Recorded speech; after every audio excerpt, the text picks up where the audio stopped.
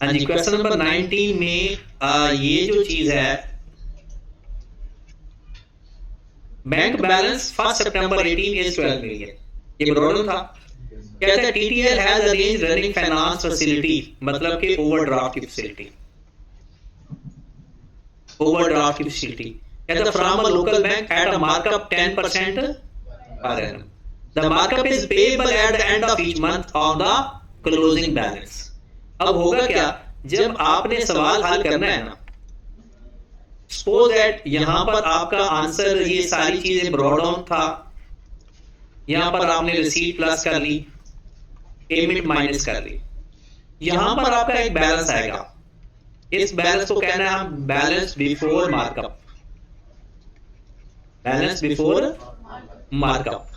ठीक है, सपोज यहां पर आ गया आंसर आपका 5000 नेगेटिव, 5000 अगर आ गया ना पॉजिटिव, इसका मतलब है हमारे पैसे बैंक में पड़े हैं, और अगर आ जाता ना नेगेटिव, इसका मतलब है ओवरड्राफ्ट है। वो कहते हैं ओवरड्राफ्ट के ऊपर ना 10% इंटरेस्ट आपने देना है। तो फिर आपने करना क्या है, अगर ये कहे तो ऐसा करना है, वरना नहीं। आपने इसका लेना है 10% और मल्टीप्लाई करना है 1 बाय, ये 1/12 इसलिए किया क्योंकि एक महीने का, तो मंथली हिसाब से होगा तो 1/12 इंटरेस्ट आएगा। तो जो इसका इंटरेस्ट आएगा वो हम यहां पर माइनस करेंगे, तो मजीद हमारा answer suppose that 5350 what ever जो भी। अब ये हमारा बेसिकली नेट क्लोजिंग बैलेंस है, और ये अगले महीने जाकर ओपनिंग बैलेंस बनेगा।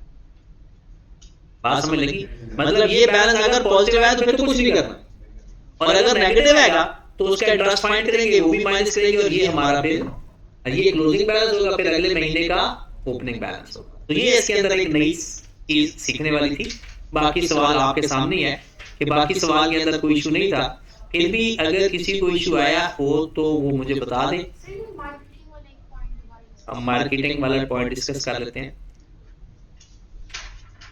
Marketing expense would consist 65% variable और 35% fixed. Total expense in October would be 2 million अक्टूबर में। All expenses would be paid in the month every year। ये तो कंसेप्ट हमने किया हुआ है। देखिए अक्टूबर की सेल्स कितनी है पता है, अपने सॉल्यूशन में बताया अक्टूबर की सेल्स कितनी है, 12 मिलियन। अब आप देखिए 2 मिलियन हमारे टोटल एक्सपेंस है अक्टूबर के, तो मैंने इसलिए अक्टूबर की सेल ली है। अब इसका ले 35%, 2 मिलियन का 35%, 0.7, और 2 मिलियन का ले 0.65, 1/3। अब ये जो 0.7 है ये फिक्स्ड है, ये हर महीने का फिक्स्ड है, और जो 1.3 है ये वेरिएबल है।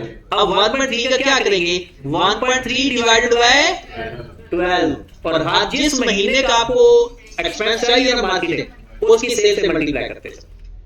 ये कॉन्सेप्ट ऑलरेडी डिस्कस है, क्योंकि इसमें मैंने सवाल के अंदर देखा है कि कोई ऐसी नई चीज नहीं है, सारे रिपीटेड कॉन्सेप्ट थे। अगर किसी ने और कोई सवाल इसमें पूछ रहा है तो बताएं, कोई और एडजस्टमेंट की अगर आपने एक्सप्लेनेशन ओके है चल जी।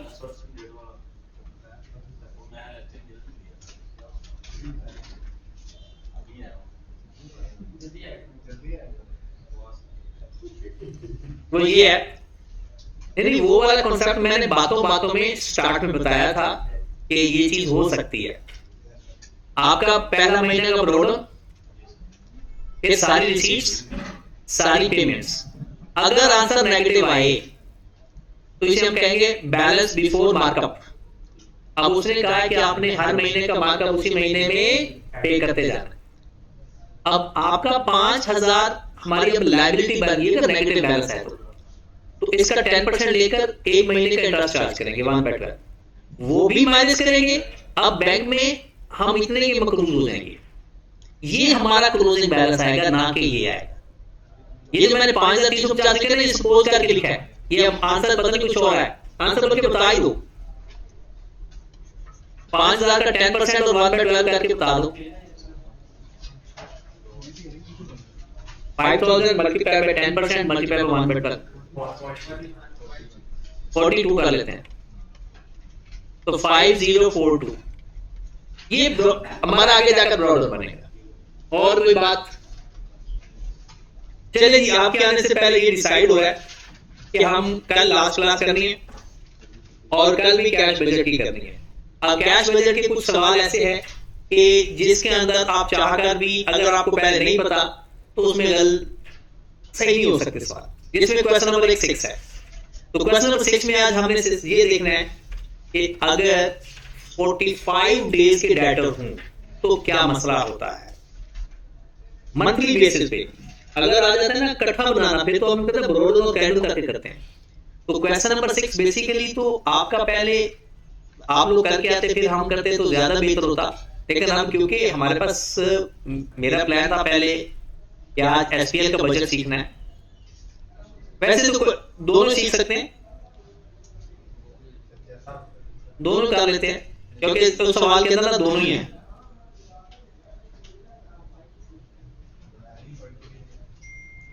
माशाल्लाह।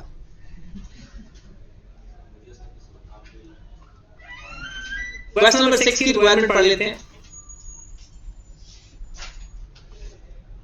Prepare month-wise cash budget for the quarter ending December 2009 और prepare budgeted SPL for the quarter ending December 2009।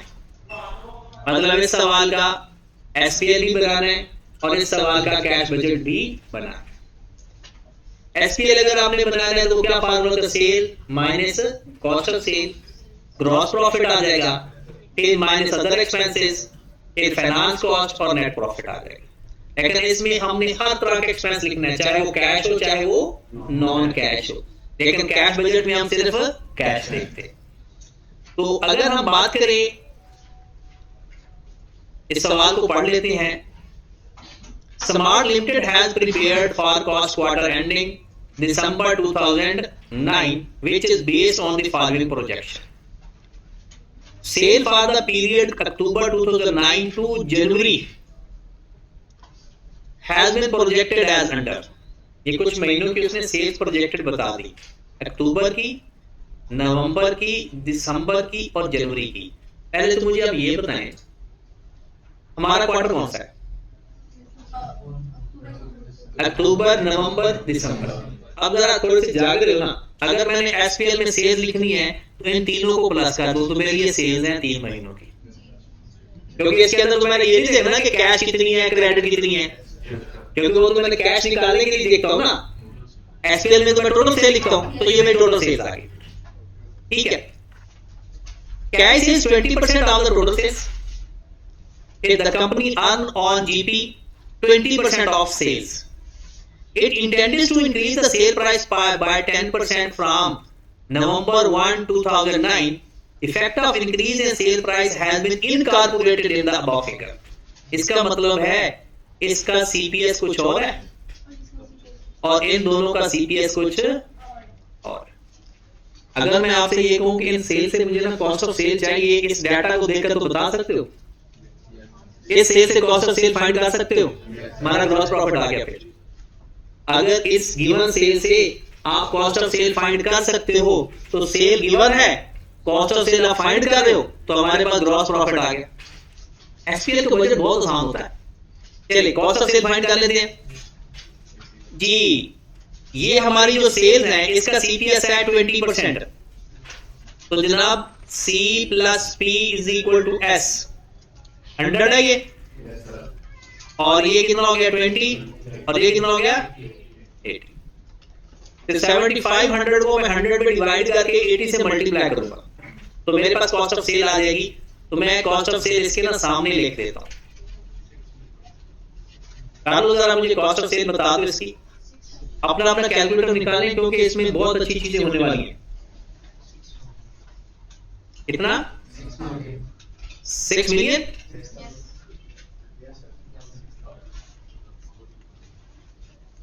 ये इसकी कॉस्ट ऑफ सेल आ गई, क्योंकि हमें कॉस्ट ऑफ सेल भी बेसिकली चाहिए होनी है। कहता है आपने कीमत बढ़ा दी 10% किस दिन से? 1 नवंबर से। इसका मतलब है इसके बाद हमारी जो सेल प्राइस थी वो 110 होगी। सीपीएस चेंज कर रहा हूं मैं, 110 होगी और कॉस्ट चेंज ना हुई। अगर कॉस्ट को चेंज करेगा तो कॉस्ट भी हम चेंज कर देते और जो डिफरेंस आएगा वो इसका क्या आएगा, प्रॉफिट। अब अगर मैं 9900 को किस पे डिवाइड करूंगा, 110 पे और 80 से मल्टीप्लाई करूंगा। ये बात समझ लगी सबको। तो सीपीएस चेंज करना, सेल प्राइस चेंज हो जाए तो हम तो कितना आ गया इसकी कॉस्ट ऑफ सेल, 70 to 100,000। ये नीचे वाले का सबकी कॉस्ट ऑफ सेल फाइंड कर लो।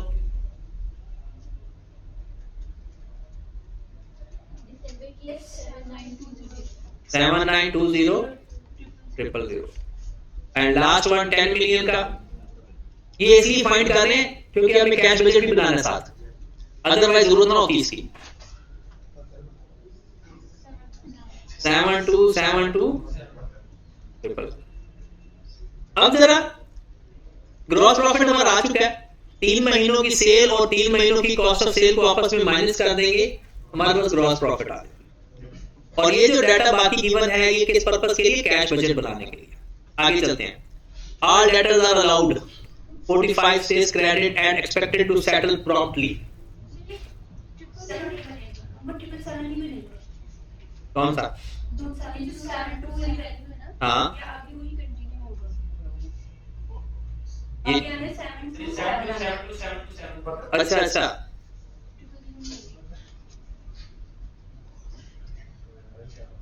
ओके। उसके बाद आगे चलते हैं। ऑल डेटर्स, ये डेटर्स का डाटा क्यों दिया हुआ भला? या तो यहां से सेल फाइंड हो सकती है या कैश फ्रॉम कस्टमर फाइंड हो सकता है। तो यहां से तो सेल तो गिवन है तो कैश फ्रॉम कस्टमर हमें आ जाएगा। Smart Limited follow the policy of maintain stock equal to projected sales of the next month.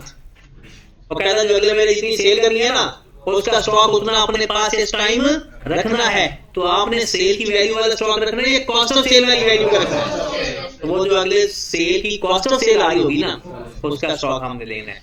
All creditors are paid in the month of following delivery. Following मतलब अगला महीना। 10% of purchase और cash. लो जनाब, जो क्रेडिटर्स हैं एक महीने के बाद हर क्रेडिटर्स को अगले महीने पैसे पे करने हैं और 10% कैश परचेज है, मतलब 10% उसी महीने पे करने हैं और 90% अगले महीने पे करने हैं। ये भी किसका डाटा था, कैश परचेज का। हमारा जीपी तक आ चुका है। एक्सपीरियंस हमारा सवाल पढ़ते पढ़ते हो जाना है। Marketing expense for the October 300,000। ये हमारा महीना है या नहीं, अक्टूबर का? अक्टूबर नवंबर दिसंबर। कहते हैं अक्टूबर के मार्केटिंग एक्सपेंसेस है 3 lakh. 50% of these expenses are fixed, whereas remaining varies in the line with the sale. All expenses are paid in the month in which they are incurred। हो गया? पहली बात कि कैश बजट कैसे बनेगा, फिक्स्ड और variable को अलग अलग करेंगे, बल्कि दोनों को अलग अलग करेंगे। अब करना क्या है कि पहले तो का जो 1.5 लाख है ये तो हर महीने का आ गया। ये हर महीने में 1.5 लाख एक्सपेंस के अंदर आ जाएगा। और पहले अक्टूबर में 1.5 लाख आएगा।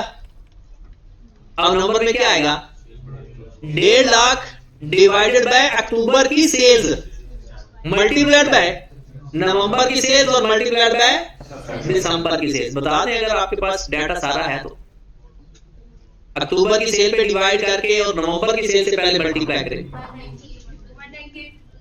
198,000 और ये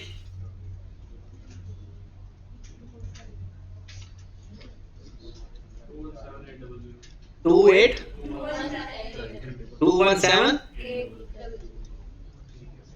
ये हमारे ये दोनों में एसपीएल के अंदर तीनों को प्लस कर लिखेंगे क्योंकि क्वार्टर का गठन बनाना है। और कैश बजट में क्या आएगा, इनको प्लस करके हर महीने में से माइनस कर देंगे। देखिए अगर आपने 7 सवाल किए हैं ना, अब जो सवाल होगा ना उसका ये तो बात कंफर्म है कि आधा सवाल तो हमारा हो जाया करेगा। अब उसमें से जितने प्रैक्टिस करेंगे आधे से ऊपर जाना है आपने। लेकिन जिसने भी शुरू करना है ना वो कर ले शुरू, इंतजार नहीं करना। मैंने सारे लेक्चर की रिकॉर्डिंग शेयर कर दी है, कल वाले के भी कल और आज वाले याद कर दूंगा। आगे चलते हैं। लेकिन कल वाले लेक्चर की मैंने रिकॉर्डिंग शेयर नहीं करनी।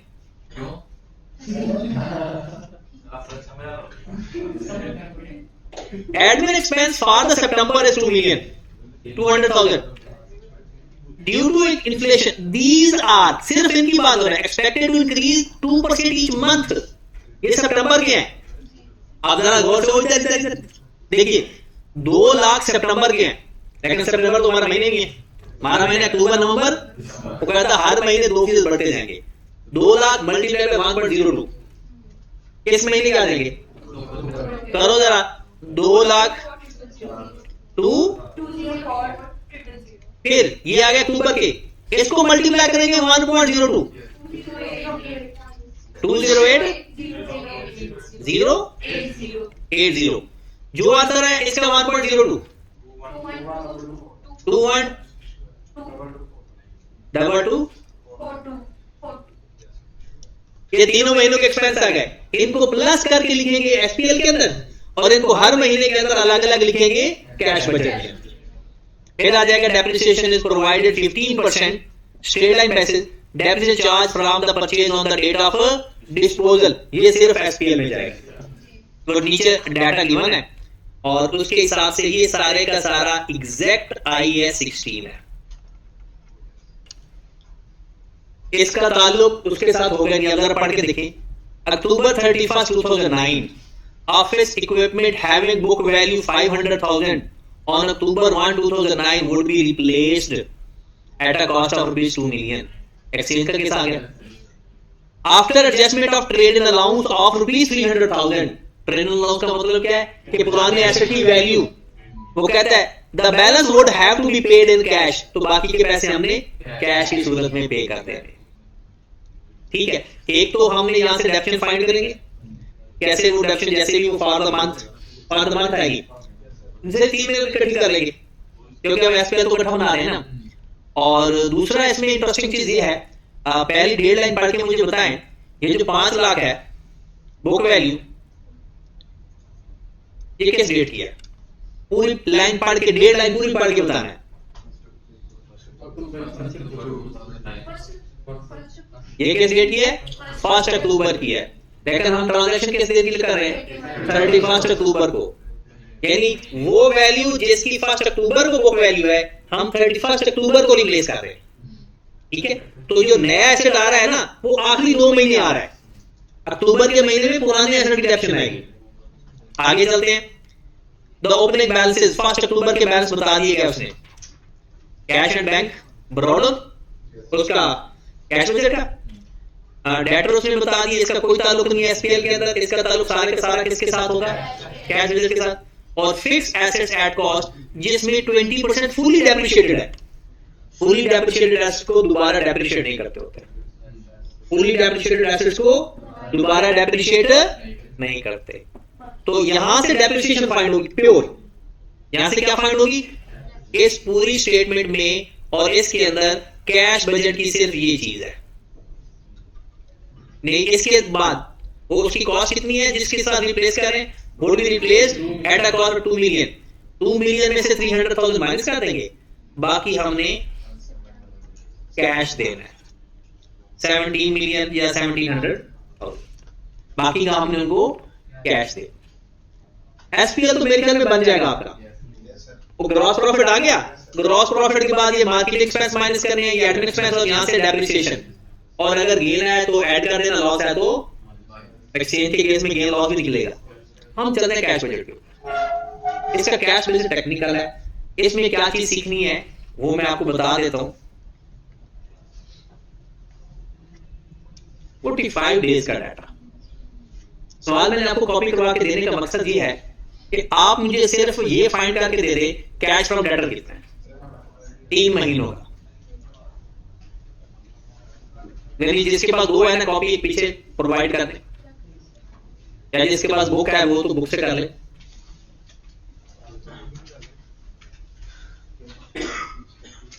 जी जल्दी से इस डाटा से मुझे कैश फ्रॉम डेटर फाइंड करके दे दें। ये आपके पास सेल्स हैं, मैं आपको हिंट बता देता हूं। 45 डेज के क्रेडिटर्स डेटर्स हैं हमारे, और ये हमारे पास डाटा है पिछले दिनों की सेल्स है। हाँ जी, 45 दिनों की उधार है। 3 महीनों का मंथली बेसिस पे कैश बजट बनाना है। इकट्ठा बनाना होता तो फिर तो वो ड्रॉडाउन कैडाउन से कर लेते।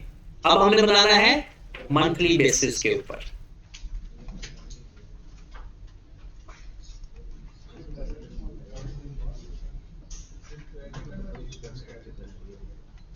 अक्टूबर, ये मैं नहीं कर रहा, ये वैसे दिसंबर। यहां से आपने इनको फिल करना है कैश बजट के अंदर। जल्दी कर ले।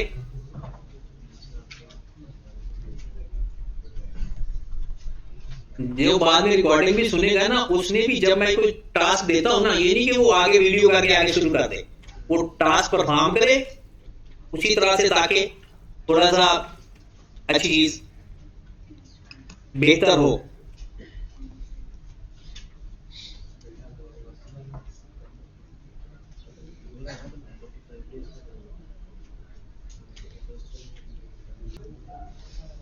ये इसका सोल्यूशन है।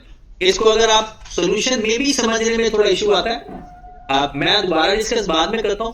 पहले आप ऐसा करेंगे इसके सोल्यूशन की अंडरस्टैंडिंग आपसे होती है या नहीं। अपने सवाल को सामने रखकर इस सोल्यूशन की अंडरस्टैंडिंग करें कि आपका ये 5800 कैसे आया।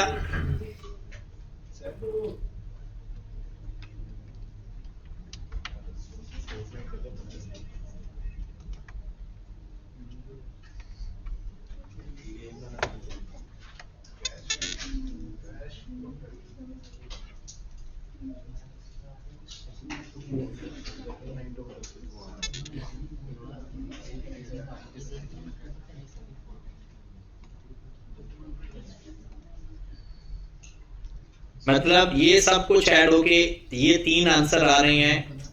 आप जरा अपने सोल्यूशन की देखेंगे क्या। बेसिकली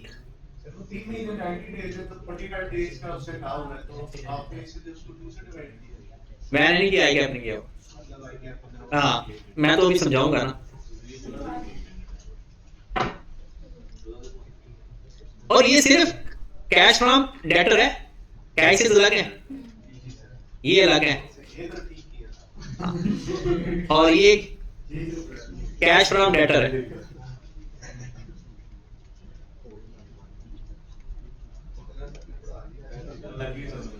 समझ लगी? चले,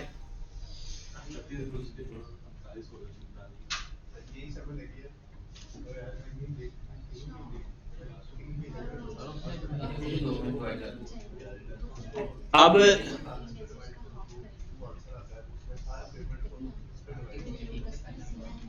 मैं आपको पता है सोल्यूशन क्यों नहीं देता होता, मैं इसके खिलाफ क्यों? क्योंकि आप ना सोल्यूशन देकर ना कुछ ऐसे कॉन्सेप्ट बना लेते हो कि जो कॉन्सेप्ट ही नहीं होता। नहीं, अभी देखिए ना, आपने कॉन्सेप्ट भी बना रहे हो ना, सोच, इसलिए मैंने सोल्यूशन दिखाने का मकसद यही है। फिर हम मिलकर डिस्कस करेंगे कि ये जो 3000 क्यों आ रहा है, ये 2800 क्यों आ रहा है, फिर आगे 28,000, फिर 3, ये क्यों आ रहे हैं, ये अभी हमने इसको हल करना है।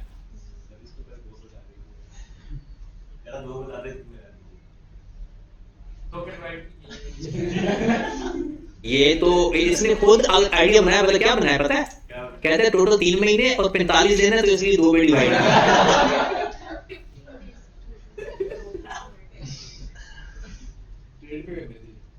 इसको 1.5 पे करना चाहिए। अच्छा, चलिए अब हम इसको डिस्कस कर लेते हैं। इस सवाल के अंदर ना कोई अच्छी बात थी तो ये थी, बाकी तो देखें cost of cell purchase find करेंगे उस तरह से, ओपनिंग स्टॉक, क्लोजिंग स्टॉक और कॉस्ट ऑफ सेल से, ठीक है। और वहां से वो भी वर्किंग कर लेते हैं, लेकिन बाकी वर्किंग मेरे ख्याल में कोई इंटरेस्टिंग नहीं है।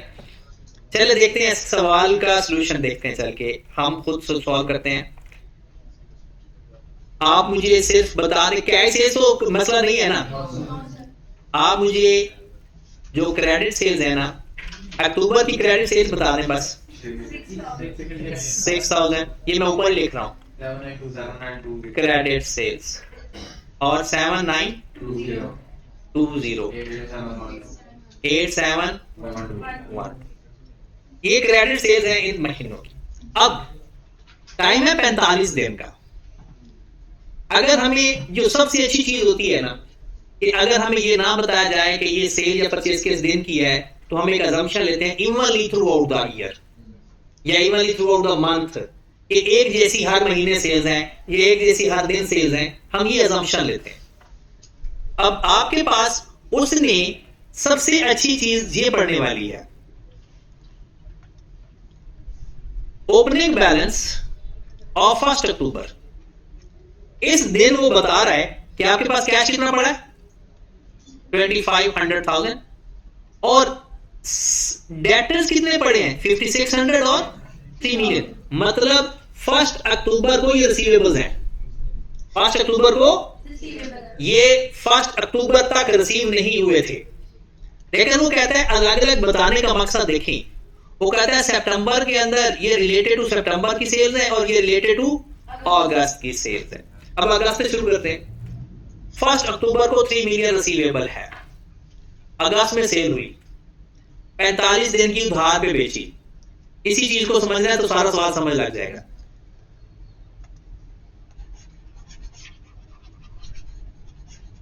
जी, आपने जो दिसंबर में सेल की होगी, सॉरी अगस्त में सेल की होगी 45 दिन में, एक बंदा आया, उसने ना 1 अगस्त को आपसे उधार पे ले गया और आपने कहा जी 45 दिन बाद पैसे दे जाना। उसके 45 दिन का पूरे हुए होंगे। जो बंदा यानी जो बंदा 1 अगस्त को चीज आपसे लेकर जा रहा है, उसके 45 दिन किस महीने में पूरे होंगे, सितंबर के अंदर, सितंबर की 16 तारीख को, राइट, या 15 तारीख को। अब इसका मतलब यह है अगस्त के पहले 15 दिन की जो सेल्स हैं, अगस्त के पहले 15 हाफ मंथ की सेल्स जो है, उनके पैसे सितंबर में मिल जाएंगे। मतलब उसके बाद जो बंदा 16 तारीख को चीज खरीदने आया, आपने उसको उधार पे दिया 45 दिन, उसके पैसे कब पूरे हो गए 45 दिन, अक्टूबर में। इसका मतलब यह हुआ जो अगस्त की सेल्स हैं, उनके आधी सेल्स के पैसे मिलेंगे सितंबर के अंदर और हाफ मिलेंगे अक्टूबर के अंदर। दोबारा पता अगर नहीं पता चला, 1 सितंबर से 15 तारीख तक की सेल्स के 45 दिन अगले ही महीने पूरे होंगे। मतलब अगर कोई बंदा 15 तारीख को आपसे चीज लेकर गया ना, तो 15 दिन तो उसी महीने के, और अगले महीने के एंड में 45 दिन उसके पूरे हो जाएंगे। और वो एक दिन भी डिले नहीं कर रहा, प्रॉम्प्टली पैसे दे देता है जिस दिन उसके 45 दिन। इसका मतलब है हर महीने की सेल्स की आधी सेल्स के पैसे अगले महीने और आधी सेल्स के पैसे उससे अगले महीने। अब आप अकाउंटिंग दिमाग में ले आओ। 1 अक्टूबर को ये आपके रिसीवेबल्स हैं, इसका मतलब है ये पैसे अभी तक आपको नहीं मिले। आए जरा, अगस्त के जो ये 3 मिलियन रिसीवेबल्स हैं, ये आपकी पता है ये सेल्स ये होंगी। भला क्यों?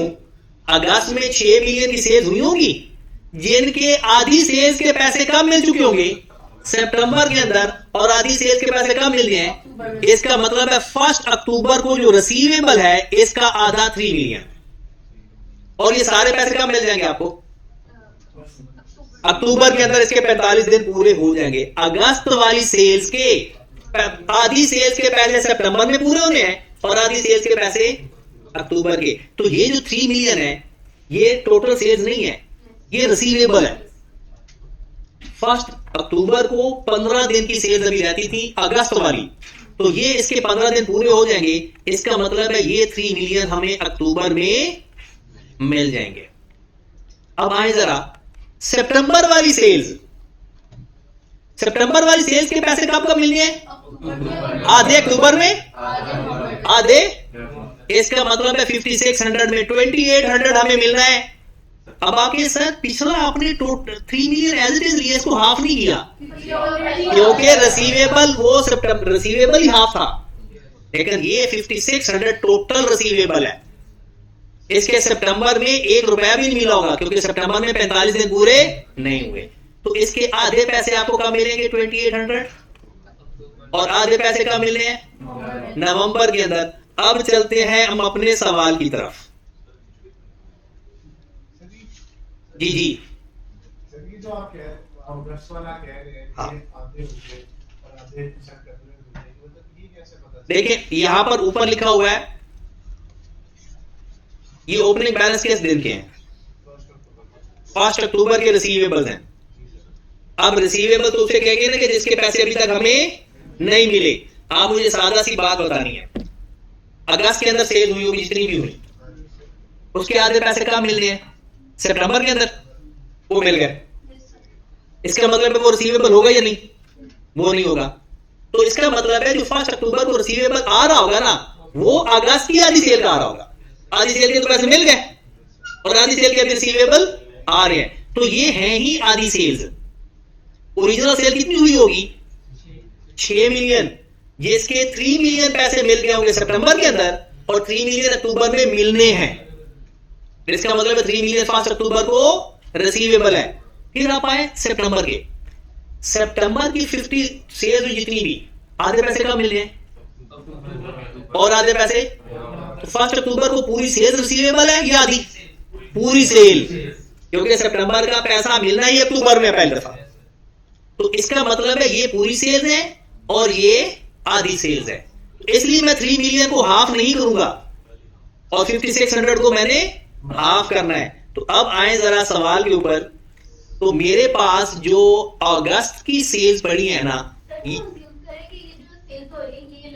हर नहीं अज्यूम कर रहे हैं हर दिन बराबर सेल्स हो रही है, हर दिन की सेल बराबर है।